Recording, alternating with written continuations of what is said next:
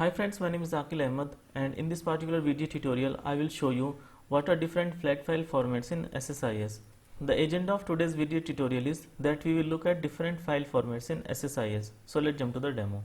In my SQL Server 2019 instance, I got a table here, email_sample, and which contains 320 records. So I want to export the data from this file into different flat file formats using SSIS. So let's see how we can do that. So this is my blank SSIS package that I will be using today to export the data to different flat file formats. So let me just drag and drop the data flow task into the control flow window, and the first file format will be delimited. So I will tell you what is the delimited file format. So I can just double click on the data flow task, and because we want to select the data from a SQL Server table, so we will be using an OLEDB source here. So I can just configure the OLEDB source. I can make a new OLEDB connection manager here. So I already have a connection to the work database, so I will select this option here. So I can click on OK, and now from that data access mode I will select SQL command, because I already have a SQL query here which can select the data from a SQL Server table, and I can paste the query here. If you click on the preview, then you can see the data that will be exported to different flat files. So I can click on close, and I can click on OK. Now I can just drag and drop the flat file destination into the data flow task, and I can connect the OLEDB source with the flat file destination. Now I can right click on the flat file destination and select the edit. I need to click on new to create a new flat file connection manager. If you see here, there are different file formats. So there are 4 file formats here. The first one is the delimited that we will be using in this particular data flow task. So in the delimited file format, all the columns are separated by commas, or you can put any other character as well. For example, you can separate the columns by a pipe as well. Okay, so I will select the delimited here, and I can click on OK. I will call this connection manager as delimited, and I will be exporting all the data to this location, D files location. Because we are creating the SSIS package, so initially we need to define a blank file here. So I will call my delimited file as delimited.csv, so that I can easily identify like what type file it is, and then in the SSIS package I will browse that particular file. From the file type I will select CSV file, and then I will select the delimited.csv file. I can click on open, and if you go to the advanced, then you can see the columns here, and if you go to the general, then you can select column names in the first data row. So if you select this option, then the header information from the SQL Server table will be appended to the CSV file. So the first line in the CSV file will be the header information. If you want to surround the columns by double quote, then you can put the double quote next to the text qualifier. There is one important thing, that if you go to the advanced, then you can see the column delimiter is comma here. Okay, so if you want to select some other character as your delimiter, then you can select that particular character here, for example a tab here or vertical bar, but I will leave the comma as it is. And if you click on any particular field, then you can see that the data type is a string and the length is 50. If you think for some of the columns, for example for gender, if you think that the length is way more like 50, and you think that the gender can't be more than 20, then you can set the length as 20, and in the file that will be generated, the length will be 20. Similarly for ID, if you are 100% sure that the ID will be of integer type, so instead of selecting the ID of a string, you can select the ID as integer. So there is a 4-byte signed integer, so you can select the ID as integer here, and the ID will be generated as integer in the CSV file. So I can just click on open, and then I can go to the mappings, and I can make sure that all input columns have been mapped with the destination column. So this is good, and I can click on OK. So if you go back to the D files location, then you can see that the delimited.csv file size is 0 KB, and if I execute this particular task, execute task, then it will export the data to a CSV file. So the package ran fine, and if I go back to the D files location, then you can see that the size of the file has increased, and I can open this particular file in a maybe Notepad++. So you can see that the data exported correctly. The first line is the header information, and all the columns are separated by comma, and all columns are surrounded by double quotes here. Okay, so this is a CSV file. So I can close this one, and I can go back to the SSIS package. So this was our first file type.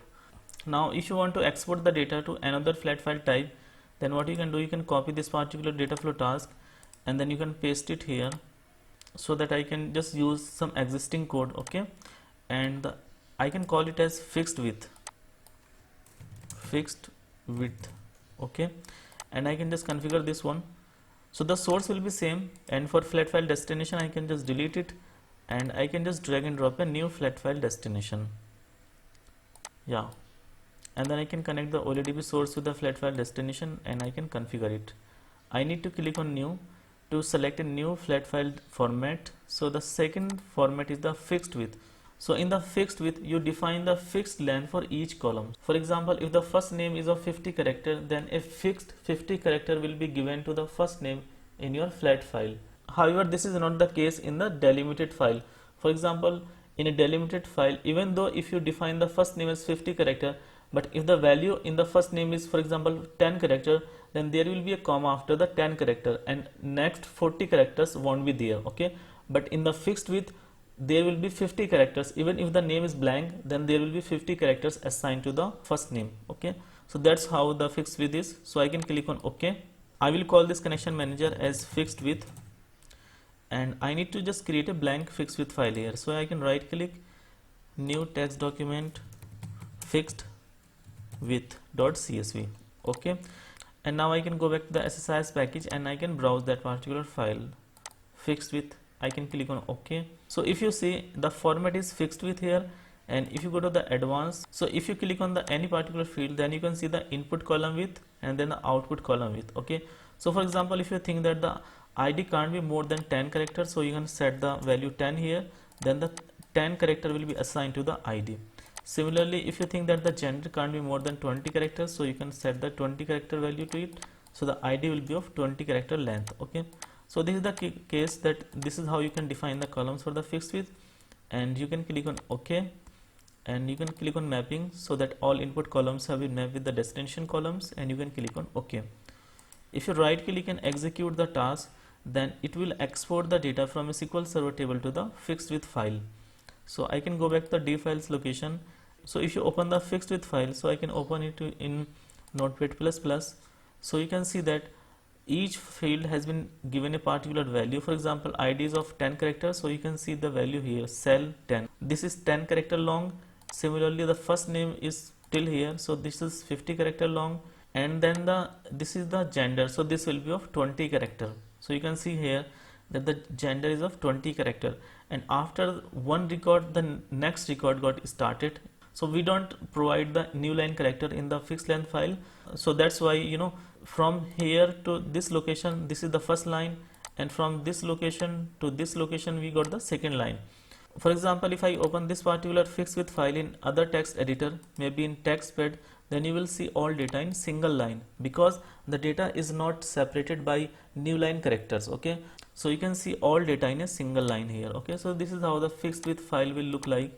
And now let's try to export the data to our third type of file, which is fixed width with new line character. Okay, so maybe I can copy this particular data flow task and I can paste it here. I will name it later. I just forget the exact name of the file type, so I can just delete the flat file destination from here, and I can just drag and drop the new flat file destination. Now I can connect the OLEDB source with the flat file destination and I can configure it. If you click on new, so the third one is the fixed width with row delimiter. So in this particular delimited file, what we will do, that we will append a new line character after each line, so that we know that here a particular line has been completed, and from the next line a new row will be started. So I can click on OK, and I will call it as fixed width with row delimiter, and I can copy the name from here and I can make a empty file here. Alright, and I can browse the file, click open. If you see here, the format is rect right. Okay, but if you click on the advanced, then you can see all the columns here. So for example, I want to set the ID as 10 characters long. It's up to you. If you want to set it 50, then you can leave it as 50. It's not an issue. Okay, and I will leave the gender as it is, the 50 character long. And if you see the here, the last column is the row delimiter. Okay, and the column delimiter is the CRLF, means the new line character. So you can see a new column here, row delimiter. So I can click on OK, and I can click on the mappings to make sure that all the input columns have been mapped with the destination columns. So you can see a new column here, row delimiter. So I can click on OK. So I can right click and execute the task so that it can export the data to a fixed width file with row delimiter. So the file has been exported and I can go back to the D files location. So if you open the file here, maybe in Notepad++, then you can see that this is the first line till this particular location, and then from the new line it is started a new row, and then it is started new row again. If you want to see the new line character by your eyes, then what you can do is that you can click on the view and click on show symbols, and there is an option here, show all characters. So now you can see that there is a CRLF added to each line. Okay, so that's what we do, that in the fixed width with row delimiter file, that we define the length of each column, and the last column will be the new line character CRLF. Okay, and if you see here that the last column is of 50 character length, so you can see that till here from the beginning to end we got the 50 characters, and for the first ID number we got the 10 characters here. Okay, and the first name is also 50 character. So this is how all the characters you can see here. Okay, and now I can go back to the SSIS package, and the last file type is of rect write, so I can call it as fixed with row delimiter. Okay, and the last file type is of rect write, so I can copy this one and I can paste it here, and I can call the new file is rect write. I can configure this particular data flow task here. I can delete the flat file destination, and I can just drag and drop the flat file destination here. I can connect the OLEDB source with the flat file destination, and I can configure it. I need to click on new to create a new flat file format. So the last one is the rect write. The difference between the rect write and the fixed width with row delimiter is that in the fixed width with row delimiter, the length of the last column will be the complete value, whatever length you have provided. For example, you have defined the value as 50, so the 50 characters will be given to the last column. Okay, and then there will be new line character. But in the rect write, the last column will be of variable length. Okay, it will be of variable length, and then there will be a new line character. So in case if the female is still at this particular line, then all these particular values they will be skipped, and there will be the CRLF just after the female. Similarly, if you see for the second line, so at this particular location just after the male there will be a CRLF. The last column will be of variable length for the rect write file. Okay, so let me go back and show you this particular thing. So I selected the rect write here, and I can click on OK. I can call this file type as rect write, and I can copy the name from here, and I can go back to the D files location, and I can generate a empty file here. Okay, and I can go back to the SSIS package, and I can browse the rect write file, click open. Now the file format is still rect write, and if you go to the advanced, so if you come here, so if you see that the ID column is of 50 length, and I can give the length as 10. If you don't want to change, then it's up to you. Now the last column is the gender column, and the length of the gender column is 50. Okay, so I want to change it here. Now I can click on OK, and I can click on the mappings to make sure that all input columns have been mapped with the destination columns, and I can click on OK. Now let me execute this particular task, and this should export the data to a rect write file.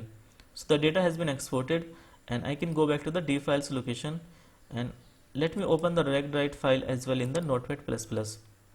So if you compare the rect write with the fixed width with row delimiter, then you can clearly see for the last column all 50 characters are assigned to the last column, and after the 50 characters there is a CRLF. But if you see in the rect write, the last column length is of variable type, and then there is a CRLF, and rest of the columns are given the full value, whatever value you have given. For example, the ID is of length 10, so 10 characters are given to the ID column, and then the first name character is of 50 character length, so the 50 characters are given to the first name. Same is the case for the fixed width with row delimiter. The only difference is that the last column is of variable length in the rect write. So this is the only difference with the rect write file. Okay, so I think you might have clearly understood the differences between all the different file types. So I have shown you the delimited file, fixed width file, fixed width with row delimiter file, and the rect write file, like what is the difference between each type of file. So I think that's it for today's video. Thank you guys for watching the video, and if you like the video, then please click the like button. Do subscribe to our channel, press the bell icon and click on all so that you will be notified every time I upload a new video. Thank you so much.